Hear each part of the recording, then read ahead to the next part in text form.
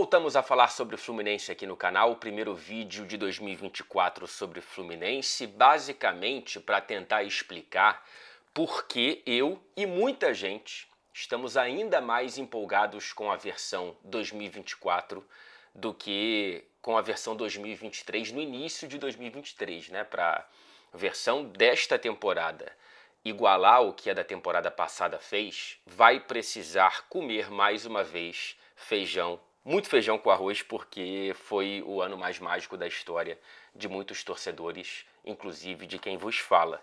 Mas, cara, temos a base campeã da América com reforços de um mercado que eu considero interessantíssimo desse Fluminense, ainda mais considerando os obstáculos financeiros com os quais o clube ainda tem que lidar e lida, na minha opinião, aparentemente muito bem sob a gestão do Mário Bittencourt.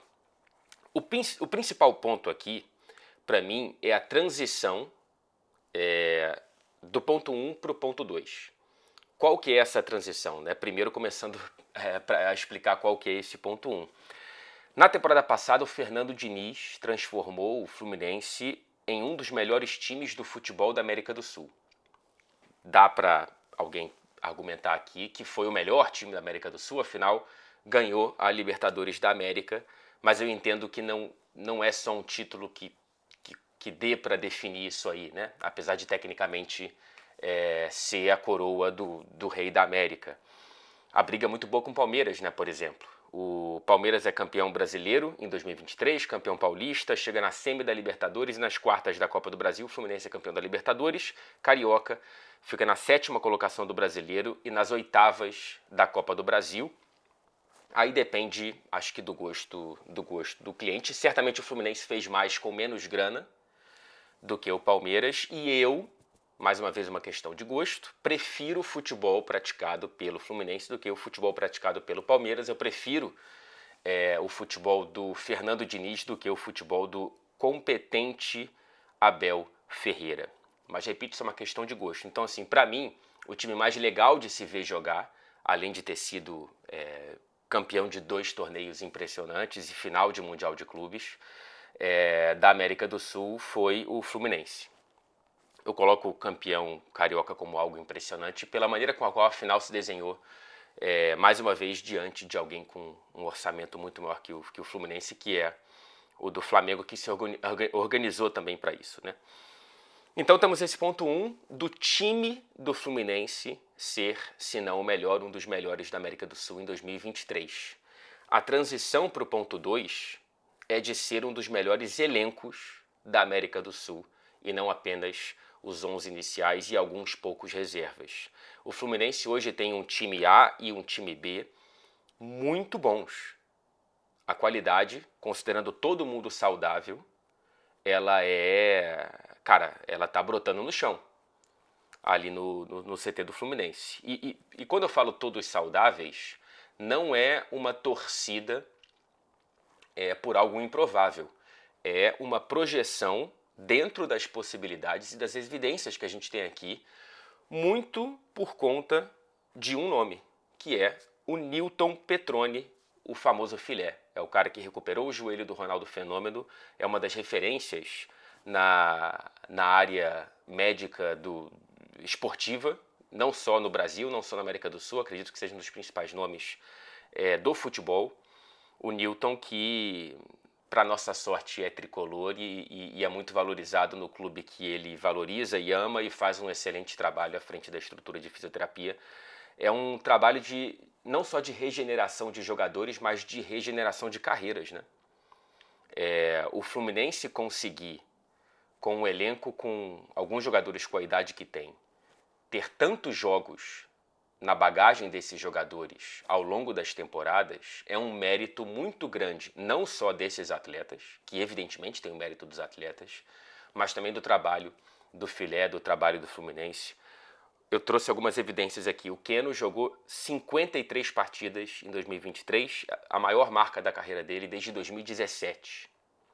O Felipe Melo, 47 jogos, o maior número desde 2019. O Ganso, ele teve 56 partidas na temporada passada e 57 na anterior, quase batendo 60 jogos por temporada. O Cano nunca jogou tanto quanto no Fluminense por temporada. Foram 70 jogos em 2022 e 61 em 2023. Então a gente tem jogadores 30 a mais que estão muito longe de entregarem números descendo a ladeira. Estão muito longe de entregarem números preocupantes, né? Você pega esses 4 titulares, ainda são titulares desse Fluminense. E, enfim, quem está chegando vai ter que realmente jogar muita bola para roubar a vaga nesse time titular, mas daqui a pouco eu entro nesse ponto. Por conta da saúde física desse time do Fluminense que permite a exuberância técnica, é por conta disso que eu olho com muito menos desconfiança para a contratação do Douglas Costa e com ainda mais ânimo para a chegada do Renato Augusto. Eu trago esses 2 nomes porque são 2 nomes que muita gente olha com desconfiança pela questão física, né? E eu entendo, evidentemente, né? Mas eu acho que se há um lugar para recuperar esses jogadores e para que eles voltem a entregar consistência de jogos e de atuações, é o Fluminense do Filé e é o Fluminense do Fernando Diniz, que daqui a pouco eu entro nesse ponto. Eu sou muito fã desde sempre, desde os tempos de Flamengo, do Renato Augusto. Eu sou muito fã do Douglas Costa desde a primeira passagem dele no Bayern de Munique. Uma vez tentei entrevistar ele aqui num jogo, acho que pela Juventus contra o Manchester United, e não consegui, ele passou reto na zona mista.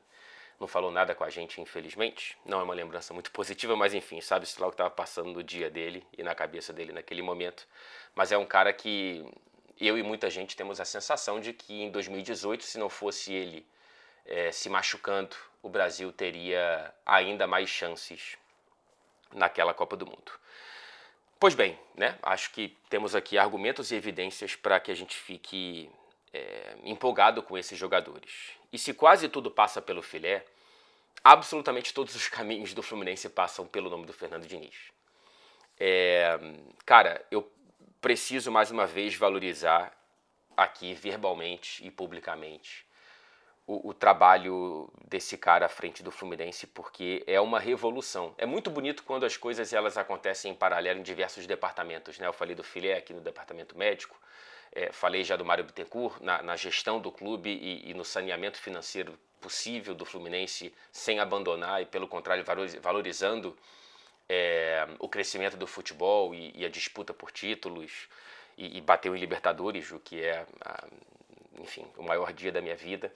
Então, quando você tem tudo isso, ainda tem o Fernando Diniz, cara, é um potencial de catapultar, né, o status do clube e não só do time, né? O ano de 2023, perdão, ele é um ano em que o Fluminense ele sobe posições na estrutura do futebol, em termos de título, em termos de respeito, em termos de carisma mesmo, né? Quanta gente que não torce para o Fluminense não ligou a televisão para ver o Fluminense jogar, porque é legal ver o Fluminense jogar. E se a deselegante traição da gestão da CBF com o Fernando Diniz represente talvez um golpe momentâneo ali pro treinador, eu acho que a consequência para a gente é um trabalho focado somente no clube, né? E isso é um golaço por vias tortas para o futuro próximo do Fluminense e também acho que para o Fernando Diniz. Quanto mais distante dessa gestão da CBF, eu já tinha falado isso aqui, melhor. E quanto mais próximo desse Fluminense, melhor pra gente, também acho. De maneira talvez um pouco egoísta, melhor pro Diniz também. Cara, para entender o tamanho do Diniz, também fora das portas do clube, você vê quantos reforços citam o nome do Fernando Diniz. Tem entrevista do Renato Augusto ainda no Corinthians citando o interesse dele pelos trabalhos do Fernando Diniz. É uma coisa que eu sinto que atrai esses caras grandes que estão buscando um time que valoriza a posse de bola, que valoriza a inventividade, que valoriza a liberdade criativa. E que valoriza esse ambiente criado não sei se de dentro do campo para fora ou de fora para dentro, de um clube que me parece em harmonia entre funcionários, diretoria, jogadores. Então tudo isso junto faz com que hoje o Fluminense seja um clube muito atrativo, né? Um clube muito atraente para esses reforços, e isso passa centralmente pelo que o Fernando Diniz pratica. E assim, eu tenho, e evidentemente não tenho nenhum problema em afirmar que eu sou um fã do Fernando Diniz já há muito tempo, eu tenho alto grau de confiança de que ele vai fazer uma história grande no futebol brasileiro, talvez até no futebol europeu, não sei quais são os planos dele, mas se ele projetar isso, eu não vejo como algo impossível, por mais que seja difícil, né? A história de treinadores brasileiros no futebol europeu, ela não tem tantos capítulos assim, porque eu acho realmente que o Diniz ele tem um impacto no futebol que é diferente. Eu acho que o que o Fluminense fez na Libertadores, no Mundial, abre os olhos de muita gente na América do Sul e no mundo para esse trabalho do Fernando. E para além dessa raridade técnica, eu acho que também existe o valor meio que imensurável dessa marca de futebol praticado por ele vir acompanhada de um ser humano que faz com que tudo fique mais fácil nessas relações, né? Um cara que valoriza a gestão do jogador e da pessoa, e não só do CNPJ, mas sim do CPF, dos caras com os quais ele lida ali. É muito confortante, assim, você ter no treinador alguém com valores que são tão escassos no mundo do futebol. Então, quando tudo isso vem junto, cara, eu acho que a gente tem que curtir cada dia com o Fernando Diniz no Fluminense. Eu tenho certeza que ele curte cada dia à frente do Fluminense e numa gestão honesta e que lida com ele de uma maneira muito mais justa do que ele viu em outro canto do futebol brasileiro, que deveria dar exemplo, mas faz o contrário, né? Então, assim, é por tudo isso que eu fico, por exemplo, acordado até 3 da manhã para ver Fluminense e Bangu. Porque, cara, eu quero curtir cada dia do Fluminense do Fernando Diniz, eu quero curtir cada dia desse Fluminense, do Marcelo, do André, do Arias, do Cano, do Ganso e de tantos outros. Porque sabe-se lá quando que vai acabar, né, cara? É por isso também que eu acompanho com muito carinho o que a gestão do Mário está tentando fazer do ponto de vista orçamentário, né? Agora, de maneira muito merecida, cobrar um aumento no valor do patrocínio master da camisa do Fluminense, buscar um investidor dentro dos termos que interessem ao Fluminense, mas evidentemente esse investimento ele precisa existir enquanto o futebol brasileiro não tem uma repartição dos direitos de uma maneira mais justa. Não sei se algum dia terá, infelizmente não parece que vai ser agora, mais uma vez, porque o futuro do Fluminense não pode depender de uma gestão. O futuro do Fluminense precisa ter algo maior, uma organização padrão, para que uma gestão não seja capaz de bagunçar tudo, né? Porque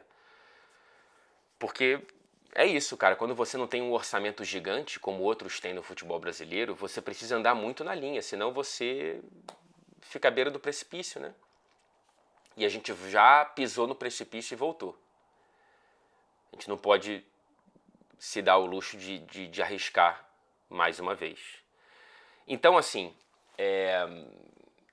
enquanto a segurança financeira a longo prazo não chega, eu quero curtir esse Fluminense o máximo possível. E quando eu estava assistindo a partida contra o Bangu, clicou algo em mim de como esse elenco tem opções muito ricas tecnicamente e como que por conta disso o Fluminense ele tem muito mais corpo para brigar por um plural ainda maior de títulos nessa temporada, né?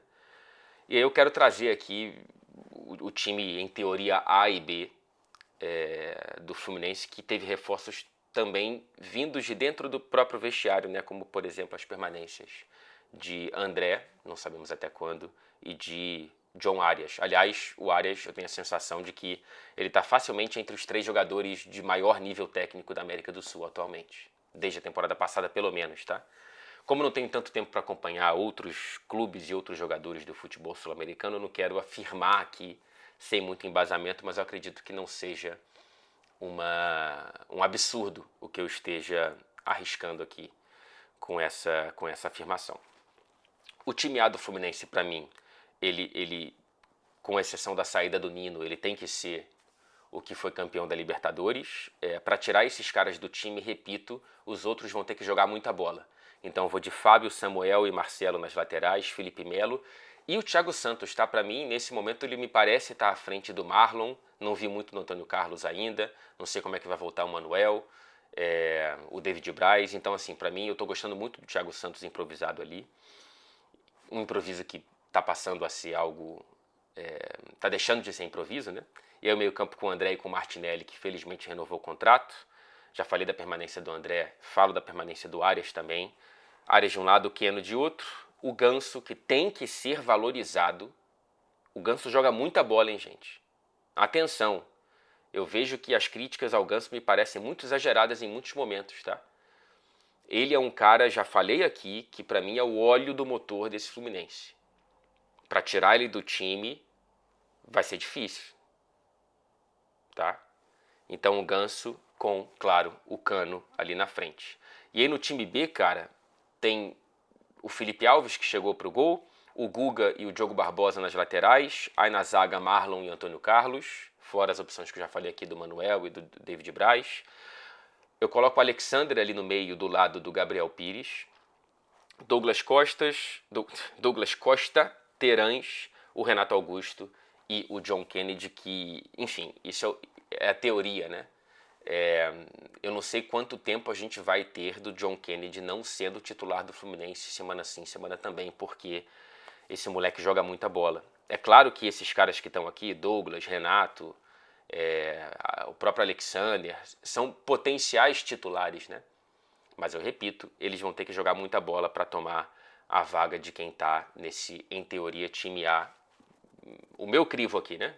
Eu não sei qual vai ser do Fernando Diniz. Ainda tem o Lima, que teve uma importância progressiva ao longo da temporada passada e entrou muito bem.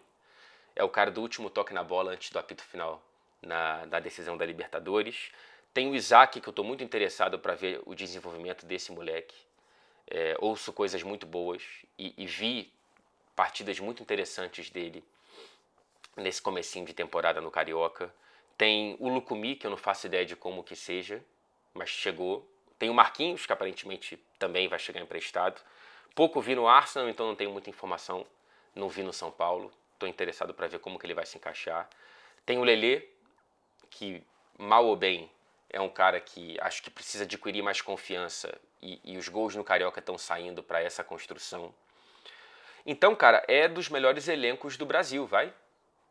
Valorizo muito os elencos. Cara, muita gente está contratando muito bem, né? O Internacional foi ao mercado de maneira interessantíssima. O Atlético Mineiro, claro, Flamengo e Palmeiras. Aí talvez num degrau um pouco mais abaixo, talvez, porque tem que ver na prática. Botafogo, que também foi muito bem ao mercado. São Paulo, que já está ganhando título no começo de temporada. O próprio Bahia, que eu não sei se briga com esses, mas que foi ao mercado muito bem também. Então, cara, a gente está nesse bolo aí, né? Tem que ver na prática como que vai ser a distribuição. O ponto aqui para ser resolvido nesse momento que o Fernando Diniz já falou é de enxugar um pouco esse elenco, né? Tem muitos nomes que eu nem citei aqui que estão no elenco e que incham demais. É muito difícil, eu lembro muito do Guardiola ser um cara que pensa dessa maneira e o Fernando, pelo que ele diz, me parece ser nessa linha. É muito difícil trabalhar com um elenco muito grande para você lidar com tantas insatisfações de nomes grandes que não vão ser relacionados para uma partida ou outra, né? Imagina os nomes menores ou menos famosos. São muitos sonhos em jogo ali, né? E desenvolvimento de carreira, principalmente a garotada precisa jogar, né? Então, enfim, esse elenco vai ser enxugado e precisa ser enxugado. E mesmo quando enxugado, eu tenho minhas dúvidas, por exemplo, em quantos minutos vão ter jogadores como o Isaac, como o Lucumi. Sei lá, vai ter tempo para essa galera que aparentemente, em teoria, chega na franja do elenco? Um elenco que a grande pergunta é quantos títulos ele pode ganhar. Impossível de responder, claro. Eu ainda estou vivendo na onda de alegria da Libertadores, então ainda bem que eu não estou no time, senão a minha energia seria meio que, cara, o que vier tá bom, tá tudo certo. Por isso que é importante ter jogadores com a mentalidade do Felipe Melo, do Marcelo, que são caras que já estão, o que passou, passou, agora o mais importante é o próximo jogo. Eu sinceramente acho que com a evolução qualitativa e quantitativa desse elenco do Fluminense, a gente tem condições de brigar por todos os títulos, né? Pelo tri do Carioca, pelo título da Recopa, pelo bi da Copa do Brasil, pelo penta do Brasileiro, pelo bi da Libertadores. Temos elenco para brigar por tudo isso, de maneira concomitante. Esse elenco saudável ele pode entregar,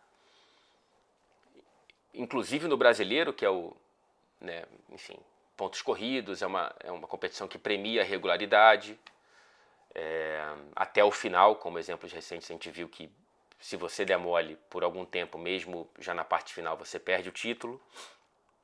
Exemplos não só no Brasil. Então, assim, temos condições, cara. Temos condições de viver, talvez, quiçá, um 2024 ainda mais inesquecível do que 2023. Valorizemos os campeões da América, festejemos quem está chegando para esse grupo campeão da América, e isso pode dar um samba muito bom.